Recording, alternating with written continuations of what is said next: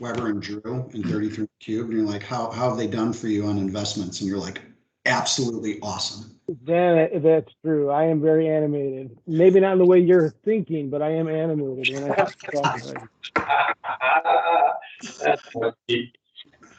All right, let's jump in. I'll start off here. Just want to thank all you guys for coming in for our inaugural OI Fund Investment Panel. So thank you guys for your time. I know you're super busy.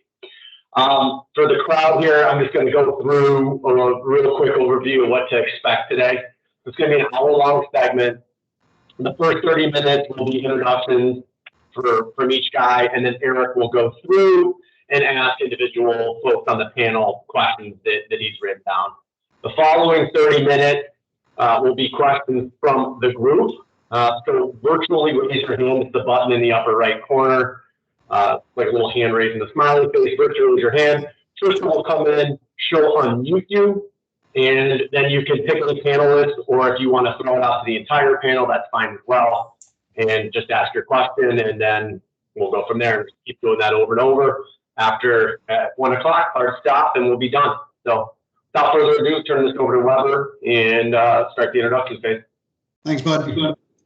So we'd like to start with you guys giving a brief overview of who you are and what your role is in real estate. And then when you've done finished introducing yourselves, Drew and I wanted to tell a quick story on each one of you and how we connected with you. So we'll let you lay things out for yourselves, and then we'll give it a shot from our perspective. So Pete, I'm going to give you guys each basically 4 things that we'd like you to cover, just introducing yourself. So where you're from, your background, what school you went to, if that's relevant, name of your current company or proprietorship, when you started in real estate, and then if you're comfortable, talk about how many units or assets you have under management.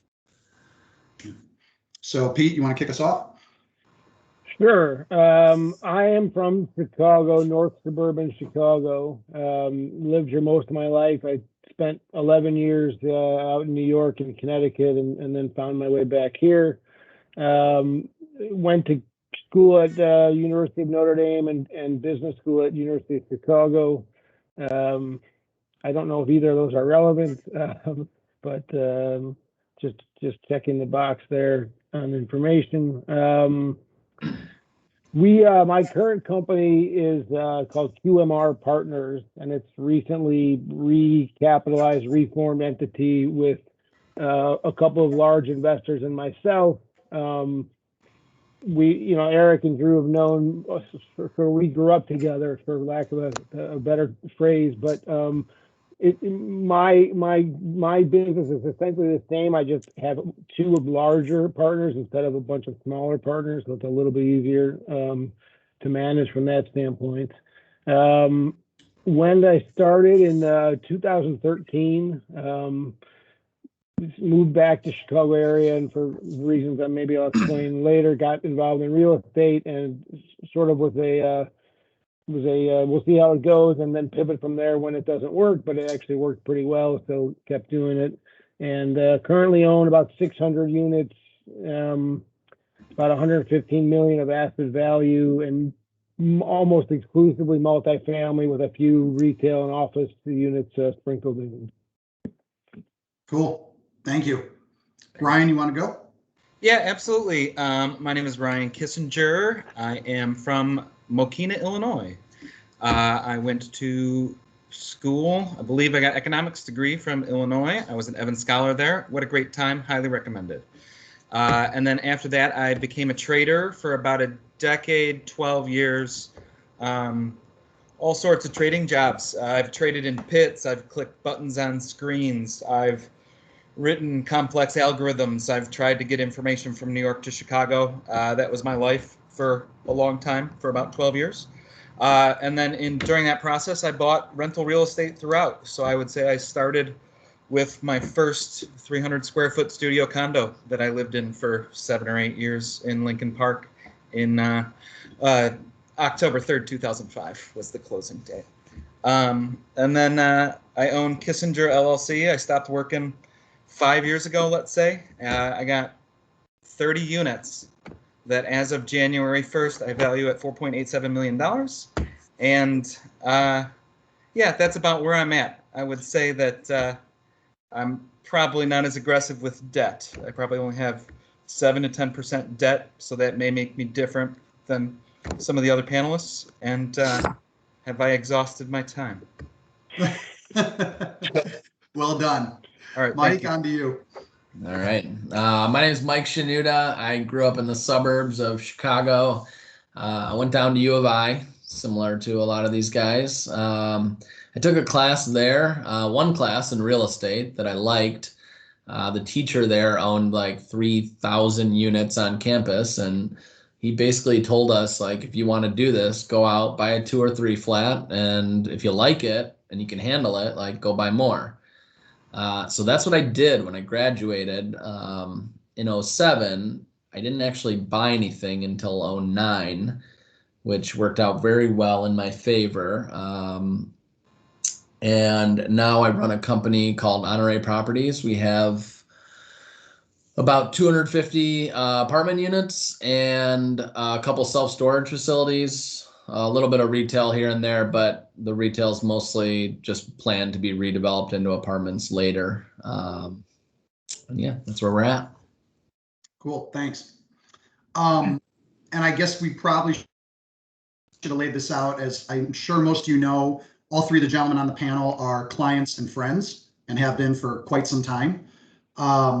We like the mix of folks that we have on the panel because without, putting a stamp on it, I think we kind of view Pete as kind of an institutional client, Ryan as kind of a private client, and Mike kind of in the middle, whereas Pete's raising bigger dollars from larger sources, Ryan's using his own money, and then Mike does kind of both, uses some of his own money, but also raises private money. So that's why we wanted these panelists here, so you can get your questions out to people from, different perspectives. At the end of the day, they share the same goals that Drew and I do, that we hope, we're getting you all to go after, and that is owning real estate. And that's why we, our vision is owning thousands of apartments together. Real quick before we jump into questions that we have for them, Drew, we want to just tell real quick how we met each of these guys, because there's a little bit of comedy to each one. So Drew, you want to tell how we met Kissinger? Sure. So I don't know if it's comedic or not. It's interesting. We met Kissinger through a former leasing agent, Mr. John O'Neill, who helped him, I think, buy some of your first assets. And I know he worked with you, helped you constantly. And then one day you came in with your personal P&L and said, I'm going to retire. What do you think? Like, okay. And then you turned over the real estate to us, and you've been really great to us ever since, and we worked really well together. That was good. So Drew and I, early on, back in 2012 or 2013, we get this call from this group called TLP, and they were a family office, for lack of a better term. They called us and just started asking really like intrusive questions. Where are you from? How much money do you make? What does your balance sheet look like? What does your P&L look like? How much money do you think? Like really like inappropriate questions, having never met these people. And like we just puked the information out to them because we didn't know what we were doing, and they sounded rich. And so we thought, oh, these guys are rich. They'll probably have a lot of money for us. They were actually very sophisticated guys that all came out of Citadel, and they were testing us.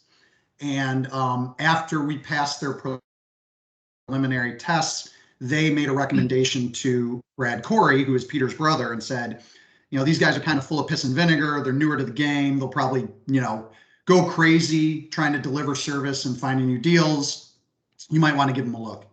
And we got the phone call, and I think Brad might have mentioned, look, we're trying to deploy $10 million. And that number was a number we had never even like contemplated.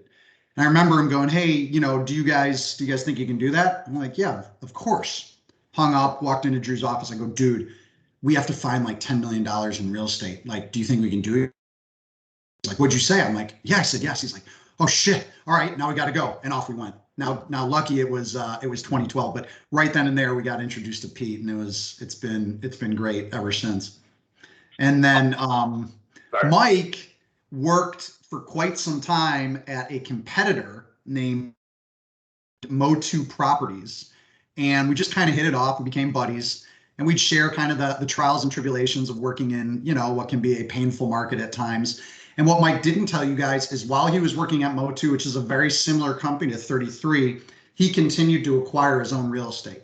And that's something we want coming out of this entire, all of these modules is about getting you guys comfortable and giving you the knowledge to invest. But what Mike would do, he was learning the game at Mo2 and buying his own buildings, which they knew about, and everyone was on the same page. And Mike reached a level of units that he felt and knowledge that he felt comfortable going off on his own. And away he went. And we kind of lost touch for a couple of years, and then we reconnected. And Mike has given us referrals, direct business. He's been great to us. So that's kind of the background of 33 and Cubed and our introductions with these folks. If I missed anything there, fellas, feel free to speak now or hold your peace. All right. Pete, I'll tell you one thing. That was one of the first, I think, big breaks that we got was with you guys. I remember, like, we were talking about that. It's when the preparation meant a little lost, and you guys called us, and all of a sudden we had an investment partner. And I guess we weren't really investing with you, but a guy that trusted us to do everything and really let us kind of live through what our business model was, make mistakes early, and you trusted us a lot. We had a lot of fun working together. So that always goes down with me as one of the first big breaks that we got with 33 and Cube. So thank you for that, my man. You guys did a good job of tricking me. I had no idea that you were that inexperienced. I was like, well, these guys know what they're doing, and I don't know what I'm doing, because I didn't know. I was just getting into real estate, so we were both kind of playing the game. Oh yeah, I know what I'm doing, and then I turn around and say, I really don't know what I'm doing. So hopefully these guys do. But somehow we all landed. We landed on our feet. So yeah. We like to shoot first and aim, I guess is how it works for us. Okay, so we're going to go into questions now that we put together, meaning myself and Drew. And after we get through these questions, we're going to open up the floor to all the participants to ask you questions. So there's a number of questions here. I'm going to try to use, hopefully there's enough time for you each to answer each of the questions. I don't think we'll get there, but we'll do our best. So we'll start with you, Pete. Question number one is, what drove you to real estate, and was there any specific moment you can point to, or was it passion that developed over time, or is it just something else? Mine was more developed over time. I mean, I got into real estate kind of through a back door. I had worked in finance for several years, and it was out in New York, and was looking for a way to move back to Chicago. My wife and I are both from here, and my brother and a few guys he knew were sort of disillusioned at the time with the capital markets, and were looking to put money into hard assets. And I said, why don't you come and manage these hard assets? And I said, well, I don't do that. You know, I follow distressed debt, and I work for a hedge fund. And they said, yeah, but you can underwrite risk. And so anyway, we sort of did it on a sort of trial basis. I had another job, and I kind of did this on the side.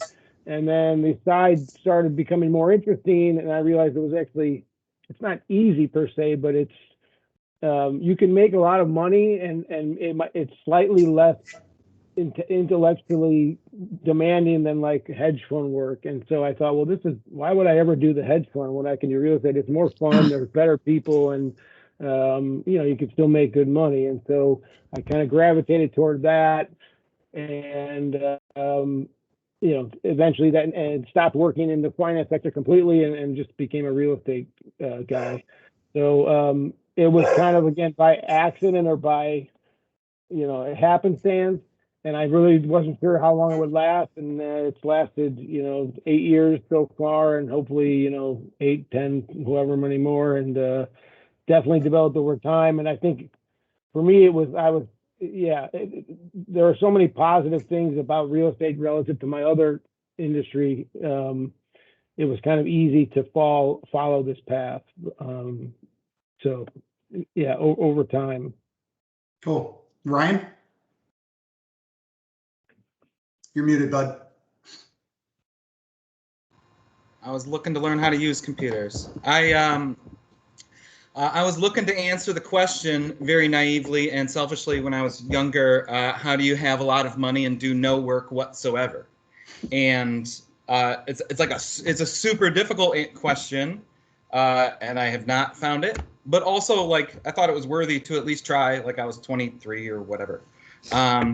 So yeah. Also, like, in real estate, you can make money while you sleep, and that's something very desirable for a person that has an 80-hour-a-week job and is living like a zombie because he goes to bed at 3 p.m. and wakes up at 11 p.m. to go trade German markets, right? Like, I had to find something that was the other piece of the puzzle that didn't interfere with the career at the time. So yeah, that's about it. So the question was why I got interested in it. Like, that was it. It was also like something I didn't know about. Like, gotta scratch some curiosities. It's fun to just learn stuff. I know how to fix toilets now. Who would have thought? 15-year-old Ryan would have not known that. But, like, you know, you learn these things. You constantly, like, you don't ever get to know it all, and that's endlessly fascinating. And it was when I was younger as well. Awesome. And Mike? So I read a book in college. It was called Rich Dad, Poor Dad. And that's kind of what sparked this whole thing, you know, this idea that I could have passive income and not work. You know, funny enough, once you hit that number, you still probably will work because you like it. And if you've done it this long, you probably enjoy it. So, but it's a great idea. So in 2007, when I started, I actually thought that book was crap for a long time because they give you these examples of how, you know, a property can make you, if you put, you know, $10,000 down, you can make $20,000 a year or something. And I was looking at every single day. I must have looked at 1,000 deals between 2007 and 2009. And I was like, none of this makes sense. It doesn't work. And I've learned that book actually, it works. You just have to find deals, and finding deals, I'm sure we're going to talk about later, so I won't go too far into it, but it takes a lot of education to get to that point. That's kind of what got me started. Also, one thing Peter said, someone told me a long time ago, real estate's for like C students, and I was like a B- student, so I kind of just went that way too.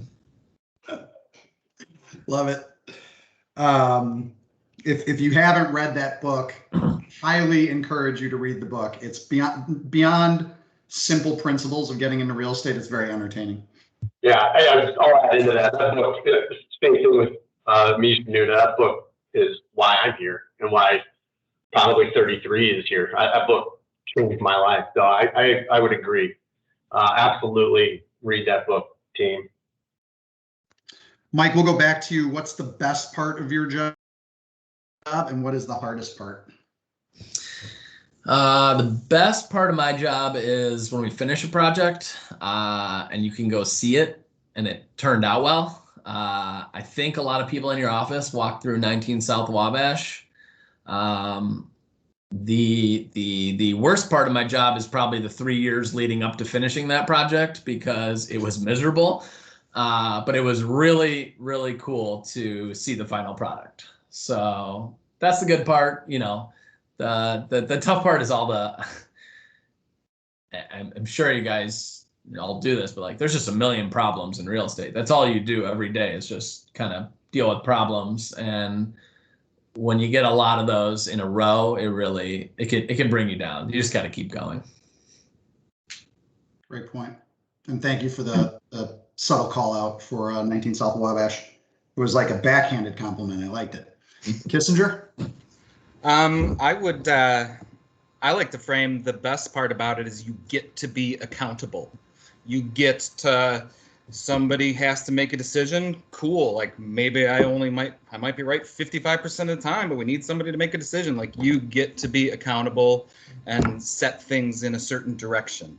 I think that that's fun because a lot of people are very reticent to be accountable.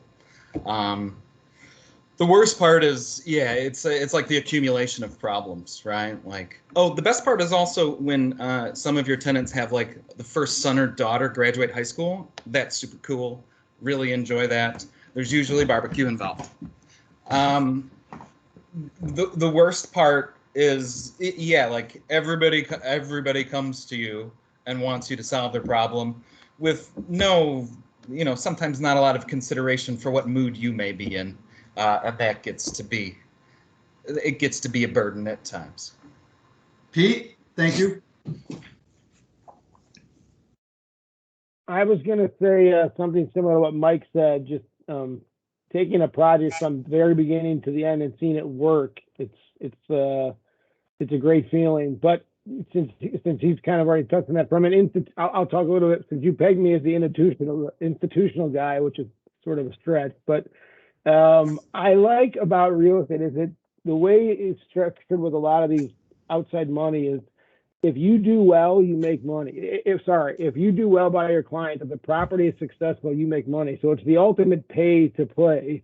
It's nothing easy. I mean, I know we talk about real estate, it's not that difficult. I will make money if I make money for my investors. If the property is successful, that's good. If the property's not successful, I don't really make any money. So I kind of like that. It's very objective. A lot of jobs, it's subjective. Your boss likes you, doesn't like you. This is very objective. And if you do a good job and you do right, you do your work right, and you make good decisions, you'll make money. So I do like that. There's a sense of control of that, right? I mean, if you control whether you're going to make a lot of money or not, or how much you want to work or whatever. I agree with kind of what everyone said. The accumulation of problems. My worst thing I hate the most is the administrative stuff. I mean, we're hiring now, and I'm doing less of that. But as you guys know, or everyone here probably knows, when you start something, you're doing everything, even though you shouldn't. You're kind of doing everything, and part of that's maybe self-inflicted because we're all maybe a little bit control freaks and we want to get it done right. But the administrative stuff is it drives me crazy. And in a weird way, it's hard to let go of, but it's just tough.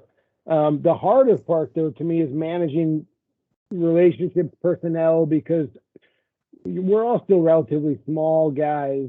I mean, we've all had success, but most of the people we deal with, we probably like to some degree. And so, but you also have to run a business. And so there's a balance between, hey man, I really like this guy, or I really like this employee, but I have to run this as a business as well. And so there's a balance there that can be tricky. I wouldn't say that that's the part I hate the most. It's just, to me, the hardest, or one of the hard aspects of this. Thanks. I'm going to come back to you here on this next question, but I want to reiterate. So I said it earlier, but the number one goal that comes out of these modules and this training, and ultimately the buildings we're investing in together with the team who are on this call, is really helping them branch off and do this themselves, right? And so what I don't think I gave enough color on was raising money versus using your own. So I'm going to go back to you, Pete, since you raise money, ask you, how do you find it? And just give us, 1 or 2 minute background on what it means to raise and syndicate money. Sure. I mean, I had a little bit of an easier road than some people. I mean, my first investors were family and friends that happen to have money. But from an so that's why I don't know if we're really institutional. But how do you raise money? Is you have to have some initial success. It's very hard to raise money if you've never done it. But once you've been able to demonstrate some success, and they don't have to be huge, it doesn't have to be hundreds of millions of dollars. But once you show that you can do it, you have to go out and networking, which is really the key to almost every business. I think most people will find, or many businesses, and you have to sell yourself. So you have to, and it's not just go meet someone. You have to be organized and put together a presentation and show, this is what I've done, and I know what I'm doing. Here's why I think I can continue to do it, and here are some opportunities I think. So you have to show whoever you're pitching this idea to that you can do it, B, you will continue to do it, and C, here's why you think this business is something good for the future. So in other words, someone might say, well, you've done it in the past, but this is different now. Now you're looking for money. How can you still do it? Or, yeah, real estate was good back then, but how do I know real estate's still going to be good? So you have to show you not just can do the work, but you understand, I guess, the asset class and the industry. And then it's really, I know this is a little bit of a cop out, but it really is networking. It's meeting people, and you might have to call 1,000 people and you might get called back from 5. And one guy who doesn't give you money might introduce you to someone that will give you money. And so it's a constant battle. I mean, there are other outside firms you can also use, which is really helpful. You have to be at a little bit of a more advanced level to utilize those. But it really is, it's a lot of hard work. That and finding deals are I think the two most important, and maybe the two most time consuming and require the most work. But it really is networking, preparation and networking, and determination, because you're going to get a lot of no's. And again, a no doesn't necessarily have to be a definitive no, because someone that isn't interested might know somebody that is interested. And so it's just a lot of being prepared and then hitting the street. Mike, I'll frame it just a little bit differently for you, and apologies because I don't know exactly how you started, but if I'm not mistaken, no, I got this. Yeah. So I'll walk you through the stages of me buying real estate and how I did it. You heard Ryan say earlier that he uses like 7 to 10% debt. My first deal, I used like 97.5% debt. The other 2.5%, which was only $5,000, I didn't have. I was making next to nothing. And so I took out an interest-free credit card for a year and put all my expenses on that and saved the $5,000. That was back when Obama was giving first-time homebuyer credits. So put up the $5,000, he gave me $4 back. So we ended up buying this property basically with like $2,000. I don't suggest doing that by any means to anyone, but that was the first deal. And then there are these, there's much better financing available to home buyers than there is to people like doing 5 units plus. So if you're buying 1 to 4 units, you can do it with a lot less money down. And that is how I did the first 4 to 5 deals. And it was, I signed a loan. I made my wife sign a loan. I made my best friend sign a loan. And like, we just kind of kept going for those first couple ones.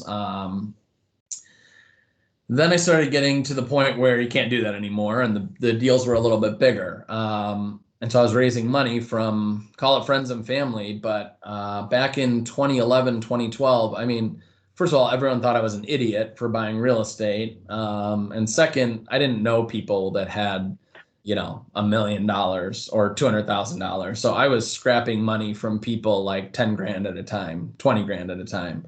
And my first, call it fund that did two properties was like $300,000 scrapped together in 15 to 50 grand increments. And at that point, I found a couple traders downtown that were like, yeah, we'll give you 50 grand.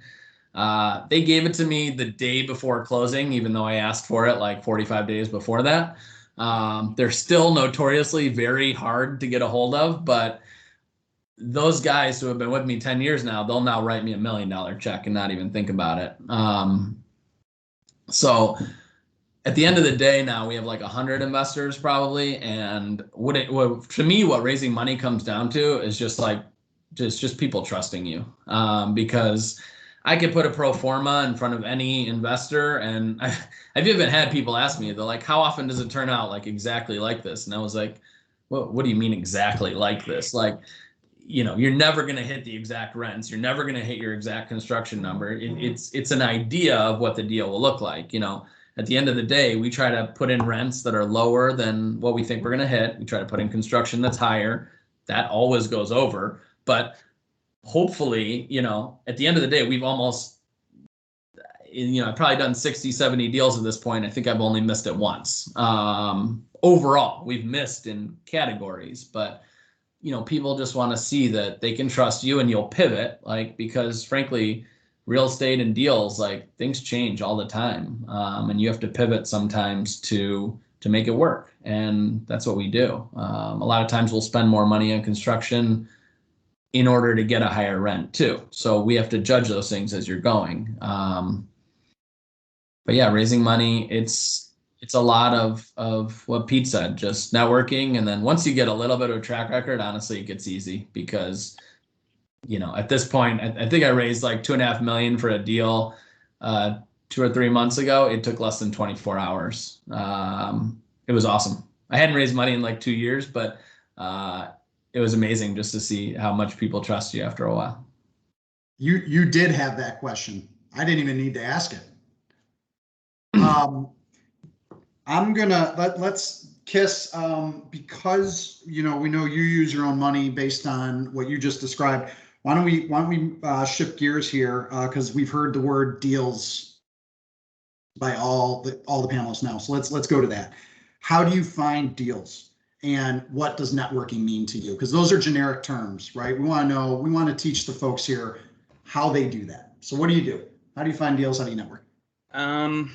Well, I have a bit of a trader mentality. I was 12 years a trader, so you constantly have a temperature of the market.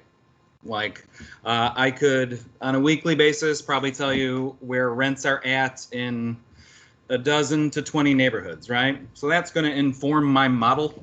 Like, you're constantly looking for what's valuable and what's not valuable. What around Chicago should be sold, what around Chicago should be bought at all times.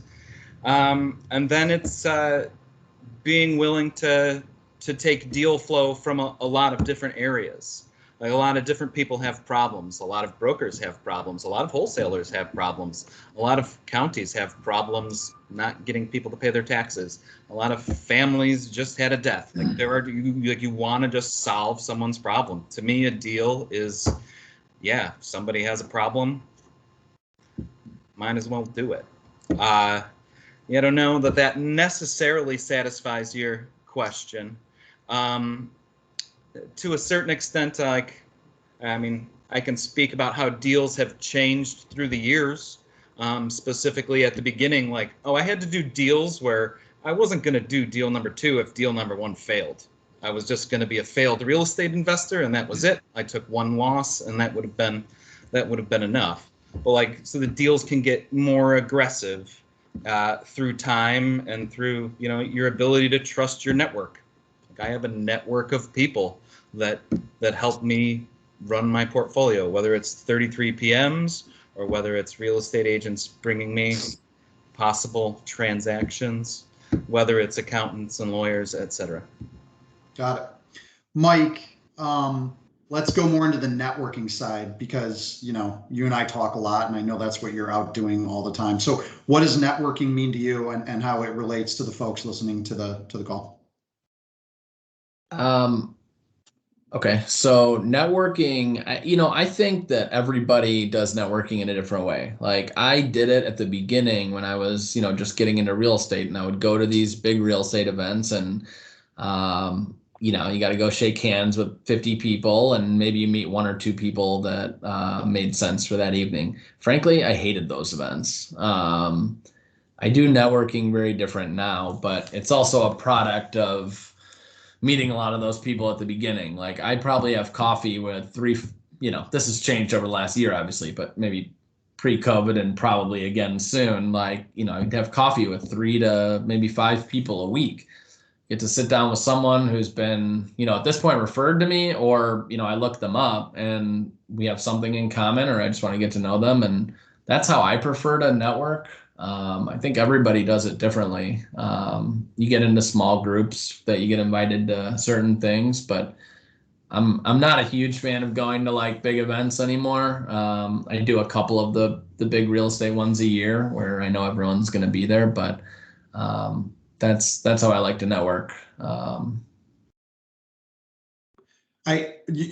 thing for everybody is, and you heard all 3 of these guys say it, you're going to get a ton of no's before you get yeses. No to everything, even those coffee meetings. And you got to be resilient. And you got to just keep going and going and going. That's what all 3 of these guys have done over their careers. Again, to jump to a kind of, we want to get a little more big picture here, guys. We got about 5-ish minutes, and we want to turn it over to the people to ask questions. So I got 2 more questions I want to get through to both you guys. First off, Pete, what's your long-term goal? That may mean what's your personal goal, what's your goal for the portfolio, what's kind of your long-term goal as it pertains to why you're doing this right now. Right. So my longest, or let's say midterm goal over the next 5-6 years is to deploy all this capital that I've got at my disposal now, which is a great thing to have, but also really terrifying because it's sort of like how you guys felt at the beginning. Oh my gosh, I have this money now. I have to find places to put it and find good places to put it. But I would like to. We want to accumulate a portfolio, a big portfolio, and then recapitalize it in some way in 5 or 6 years, whether that's a global refinancing or some sort of private or semi-private REIT, or selling it. And then I don't know what, the guys that I work with are more sophisticated than I am and wealthier than I am. But I think my longer term goal would be, after getting through that, to maybe to downscale a little bit and do more what Ryan maybe is doing, or what, to continue to do real estate, but on my own, fully on my own terms, with primarily my own money, or a smaller group of people that I know well, as more friends and family working with than an institutional. So for my immediate business, it's to grow a portfolio of, 500 million over the next 5 years, somehow exit or recapitalize that. And then personally from there, I think I would probably like to dial it down and do real estate. Same thing, just at a smaller scale that I can have more direct control over and need less outside help. So, if that makes sense. Hopefully that makes sense. That's great. It's going the opposite direction, which is really interesting to hear you say that. Ryan, it's kind of perfect segue to you. What's the long-term goal? I'm a big proponent of organizations and everything scale with a pattern of what works at 3 won't work at 10. You have to redo everything. What works at 10 won't work at 30. You have to redo everything.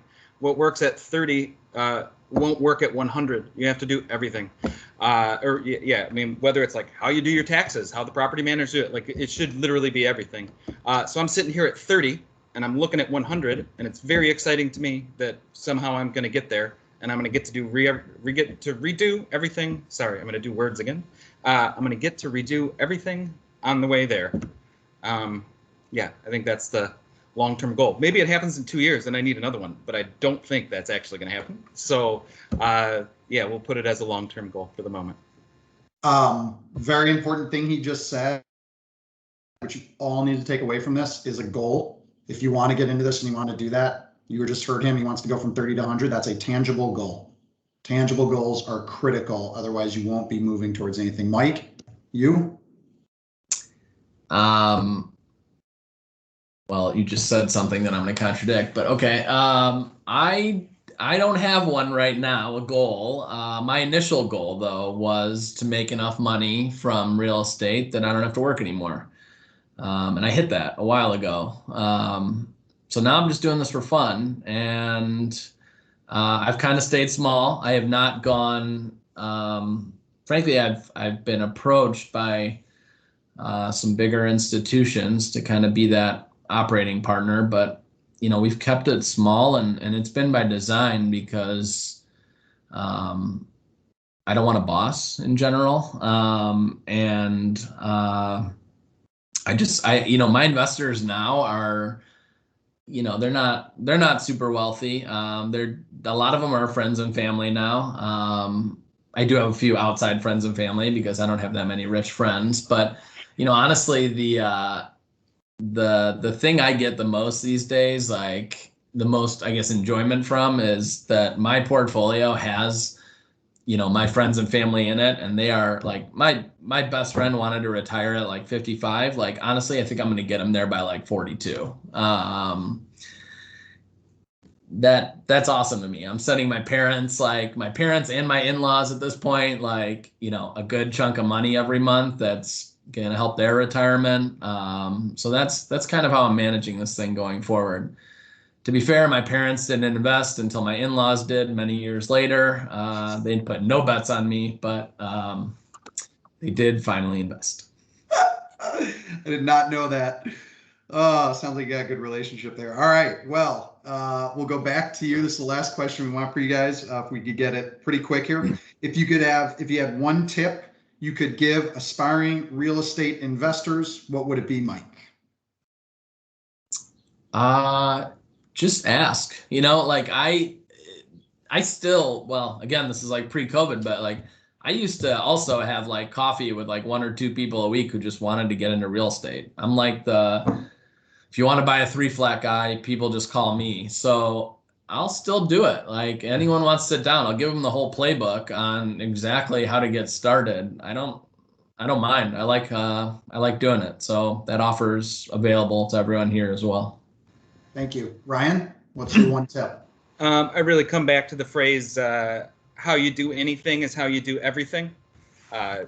Treat everybody the same, and like that will pay dividends and come back to you. Well, I mean, provided you choose to treat people nicely and all that type of stuff. But like, assuming you're on board with that and you want to help people out, like how you do anything is how you do everything. And that's really helped out a lot. Awesome. And Pete? Yeah, I mean, this is a really bad cliche, but I just think you work really hard, especially at the beginning. It's not going to be easy. We are all talking now like it is easy and we love it, and but it's at the beginning, especially, it's not. So don't be afraid to work really hard. It's going to be tedious and it's going to be frustrating, but keep doing it. And just know you're going to have to work hard. And then the other thing I'll say is be open to ideas. A lot of times, especially Eric, thinks he knows everything. Just kidding, Eric. No, I do. But we think we know everything, and so we're sort of closed-minded in weird ways that we don't even acknowledge or realize. But I think it's important, and this goes a little bit to what Mike was saying, meet with people, be open to ideas. Even if you initially think, well, that's really dumb, don't think it's dumb. Listen, maybe it is dumb, maybe it isn't, maybe there's a nugget of it that leads you to something else. So just be open to ideas, especially when you're growing and learning. But everyone, and again, I did that to him what on Mike purpose. said, but I think that's important when you're learning. And I'm going to throw one more out there for all of them. It's not accidental that these 3 guys are on this panel. They have all been very, very good to us and very, very honest with us the whole way. And I think they feel the same in return, or I hope they feel the same in return. And that's a principle that we preach here every day, and that you all should preach in your everyday lives, because real estate has, some riffraff in it, to be as politically correct as I'm capable of being. But if you're honest every day, even if it's to your, even if it's not to your advantage, it will pay dividends in the long run. And these guys are they're poster children, if you will, for honesty and integrity. So thank you guys for all the insight. We would like to turn over to Q&A from the folks on the call. So Trish, I think you have questions coming in. This is the point where if anybody has a question, they can raise their hand and they'll be unmuted to ask. And they can address the panel as a whole or someone specifically if they have something related. Stacy? Okay, hopefully everybody can hear me. Yep. So I think I know how you all ended up in Illinois. It sounds like you all have personal connections. Just a question into how do you identify new markets to enter into? What are the characteristics you look for? What are the macro economic factors that you review? What makes a good market?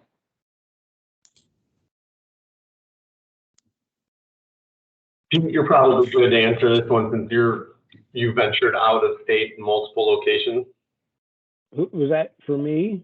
Yep. I mean, it's for anybody, but Well, I'll take a crack at it. I think there's many ways to do it. I'm going to give 2 answers. One is a lot of times it's where you know the most people, and I don't mean family. I mean finding deals. If you have a market where you have a connection, someone like 33 or someone like whoever that can find you deals, that's a good market to be in, because in almost every market there's good areas.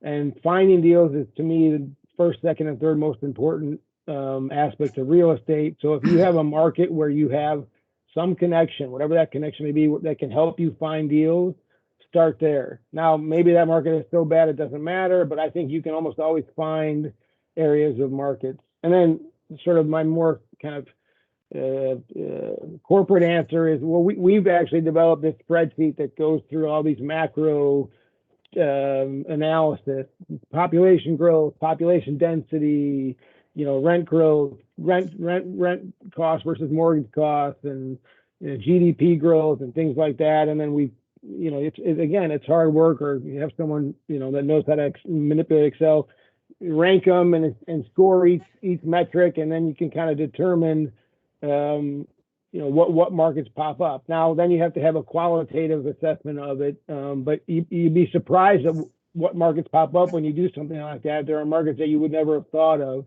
So that's how, those are the way I would answer. But the number one way is if you know somewhere where you think you have an into finding deals, I would start there. I'll just answer this as someone who's failed at going to other markets. What has gotten easy in Chicago is, from doing this for 13 years now, 14 years now, is that we do see all the deals, and we have these relationships that have built over this long. And it's really, honestly, it's really only gotten, like, I want to say easy, but easy is like a bad way to say it. It's just deals come to us because we've been doing this here. People know we'll close. People know we're not going to screw over brokers, like, etc. But that took over 10 years to do. And every time we try to go to a new market, we see the stuff that's been picked over. So I think the answer to getting into a new market is you have to spend a lot of time there, getting to know the market, getting to know the people, etc. Thank you. Who else has some questions out there?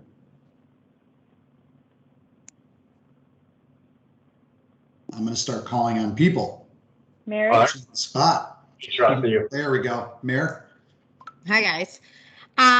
Okay, so my question is, so I know in our office, we talk a lot about the market right now and how it's a tough market and hard to find deals. Are you guys positioning yourself in any way to be ready to go purchase a lot of property when, like, things start to come down a little bit? Or what's your kind of, like, I would say 12, 18-month goal right now? Like, what are you guys doing and thinking about for the market? Kiss, why don't you start with that one, since you're, really closer to the really private stuff. Yeah, I think it's a good time to wait for dry powder, and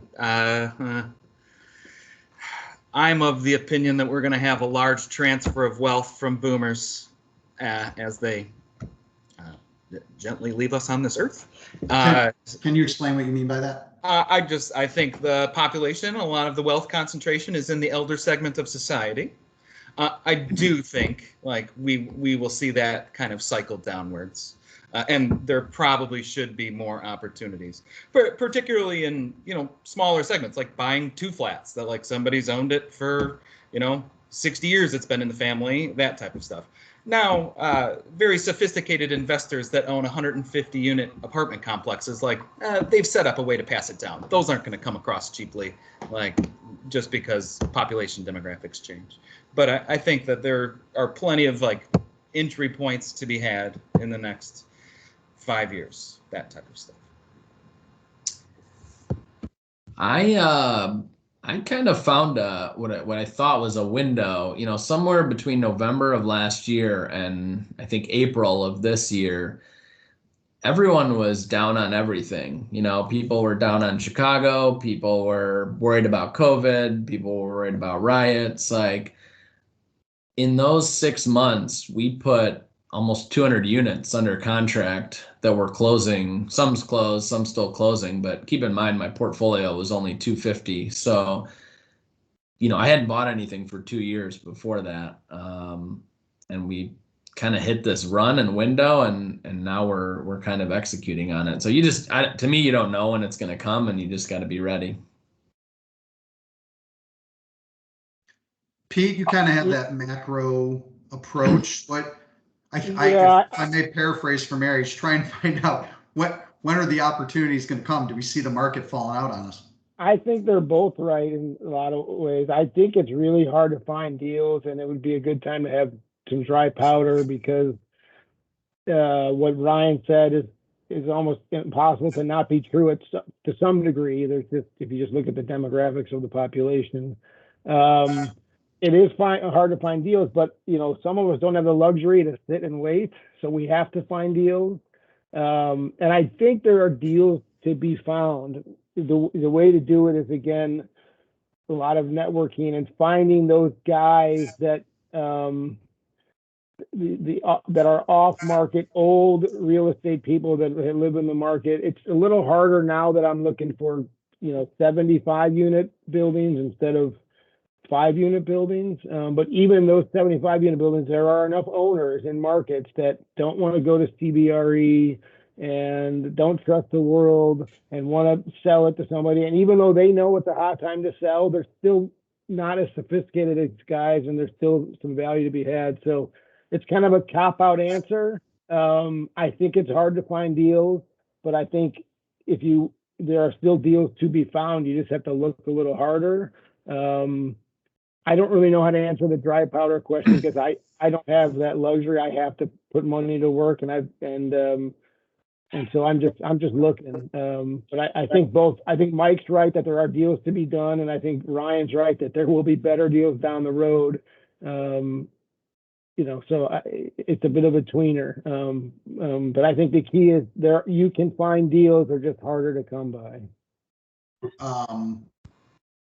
That was a cop-out answer. I loved it, but no, I'm just giving you a hard time. I mean, from the macro standpoint, it's like, well, where are interest rates going to go? I don't know. The guys that working for Goldman Sachs for the last 20 years, where their only job is to predict interest rates, have gotten it wrong almost every year. I mean, nobody knows. So we can talk about, well, I think inflation is going to go here and interest rates going to go here, but in the end, that's really hard to peg. And so that's why, Eric, this is something you and I talked about a long time ago. We're always, if it's a good deal now, it'll be a good deal in 5 years, no matter what happens. Now, if the world collapses and we're all screwed, well, then every asset class is screwed. So it doesn't really matter. But if you find a good deal now, it'll be a good deal relative to the rest of the world, whether there's inflation or deflation or recession or growth or whatever. So, yeah, it's again another cop out. It's just hard. No, that wasn't. That was a great point. If it's a good deal now, it's a good deal later. That's just going back to sticking to your principles and fundamentals of investing. Kiss, you're raising your hand. Yeah, I think a through line through a lot of this is just be ready. Whether it's you guys sharing an anecdote of how you met Peter, or Mike talking about like it, may have not been the ideal time to do it, but he put 200 units. Like it's just being ready. Like the problems don't ever stop coming. It's just like, well, being ready. Like you guys were ready to take on that business. Peter and his associates didn't just pump information to like just you two. They did that to like 10 different people. You guys were ready, right? Like, I mean, maybe you've said you aren't in hindsight, but he always said he needs to interview more people. But like, I mean, I feel like that's it. Like, it's just being ready. That's a good point. I want to correct the record, though. It was not my firm that was asking intrusive, inappropriate questions. It was a colleague that did that. Is that correct? That is 100% correct, but it's more entertaining when you're put on the spot. So that's why I did. Justin just asked a question. I believe I saw it pop in. Justin. Yeah, I just had a question for really the entire panel, and that was what mistakes did you guys make earlier in your real estate career that you would advise other people to avoid, or that, if you could go back in time and do over again, you would do differently? They're like, we're perfect. Mike, you want to jump on that? All of them. I overpaid for construction. I mean, the thing is, like, I could just go through a laundry list here, but you just have to do it. Like, I'm not gonna tell you how much I overpaid for everything, or didn't fight my taxes, or didn't refinance. I probably was too small for too long. Probably could have gotten bigger faster if I wanted to. At some point you do realize that managing 2 and 3 flats is very hard. It's it's more work to manage, 10. At one point, I think we had 30 3 and 4 flats, and now, you could get one 100 unit building. I remember, the funny thing is I remember I had this uncle in California who made money doing something else. And he was just like, why don't you just buy one 100 unit building? And I was like, well, dude, I can't just do that. Obviously I'm getting there, but it's, you just got to do it. You got to get started. You'll make mistakes. That'll be it. Pete, want to take it? Or Kiss, go ahead. It's truly profound the amount of errors that you can make. So to be clear, none of the errors get to sink the ship. The Titanic's not supposed to go down. It'll make it to England. Wait, it went from England to America. I'm sorry about that. But it is so many errors. You have to be comfortable with just not getting things correct. And then as an addendum to that, I would say a big error that I made is I didn't delegate sooner. I wanted so much trust, or I wanted the control, and I should have just really trusted earlier, delegated sooner. Your teams only get stronger because of that. Yeah, I would say both those guys are right. You're going to make mistakes. I think Ryan touched on this to follow with Mike, but don't be afraid to make mistakes. They're going to happen. You're going to be wrong. This is again a terrible cliche, but try not to make the same mistake twice. So if you underwrote something, figure out where was the error, and remember that the next time you're underwriting. But I don't want to say be more aggressive, because taking on too much risk can be bad, but just don't be afraid to make a mistake. They're gonna happen. Go with you do your work, go with your best instincts, and go for it. It might not work out. They never do 100%, but do that. And then for if you're trying to grow, I just can't emphasize what Ryan said enough. Delegate. Don't be a control freak. I'm still dealing with it now, and I've been, you would have thought I've learned. I guess I'm a slow learner. Don't be afraid to delegate. It makes not only your job easier, which frees you up to do things, but it makes your business, your organization smarter. And the more you delegate, the more people learn underneath you, and they can do more things. And so I think that's really key. If you're just buying properties for yourself, maybe that doesn't apply. But if you're building an organization, I think it's really, really important. These guys, that was awesome. We're at the 1 minute mark. I'm sure there'll be a few more questions that we want to throw your guys' way. For the group, each one of these guys, and this is not blowing smoke, each one of these guys has been a big part and instrumental in getting 33 and Cube to where they're at. And they've really helped our reputation in the industry. So using, I think, Kissinger's word, a profound thank you, not only for your time today, but just for all the allegiance you've shown us over the years. These guys have all become our friends, and that means a lot to us. So thank you. And that should conclude us here. Thank you, guys. You were a really good panel. That was fun. Thank you. Much obliged, everyone. Thank you, guys. All right. Thank you. Thanks, everyone. All right.